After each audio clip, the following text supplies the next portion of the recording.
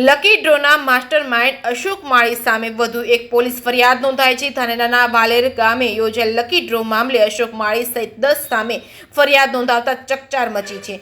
Dhanera police મથકના PSI ખુદ બન્યા છે ફરિયાદી। ધાનેરાના અરજદાર પોપટલાલ જોશીની અરજીની તપાસ બાદ પોલીસે દાખલ કર્યો છે ગુનો।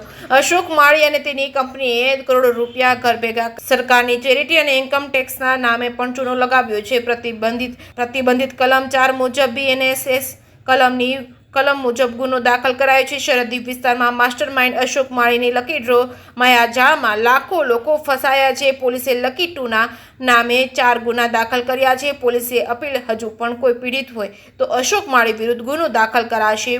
પોલીસે ચેરિટી અને ઇન્કમ ટેક્સની તપાસ થાય અને લકી ડ્રોનું બીજેડ કરતાં પણ મોટું કૌભાંડ બહાર આવી શકે છે। કૌભાંડી લાલચો આપી ગૌશાળાના લાભાર્થી લકી ડ્રોનું આયોજન કરતા લોકો સામે સાવચેતી રાખવા જાહેર જનતાને અપીલ કરવામાં આવી છે। જે કેસની ગુજરાતી સાથે ભરત ઠક્કર ડીસા।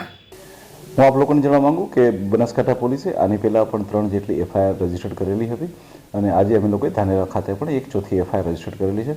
આવા જેટલા પણ લોકો હશે કે જે આવા ગરીબ લોકોની લાલચ દેખાડી અને એમના પૈસાને એ લોકો આવી રીતના લકી ડ્રોના નામે લેતા હશે, આવા તમામ લોકો વિરુદ્ધ કાર્યવાહી કરવામાં આવશે। અમે લોકો એના નિયમોનો બી ઊંડાણથી અભ્યાસ કરીને ત્યારબાદ જ અમે લોકોના નિવેદનના આધારે જ અમે લોકો એફઆઈઆર રજીસ્ટર કરી રહ્યા છીએ કે જેની અંદર એ લોકો નિયમોનો ભંગ કરે છે તેની ઉપર સખતમાં સખત કાયદાકીય કાર્યવાહી થાય અને લોકોને આવી ચેતવણી અને લોભામણી જાહેરાતો ન જોવા મળે, જેથી કરીને લોકોના પૈસાનો પણ કોઈ બગાડ ના થાય।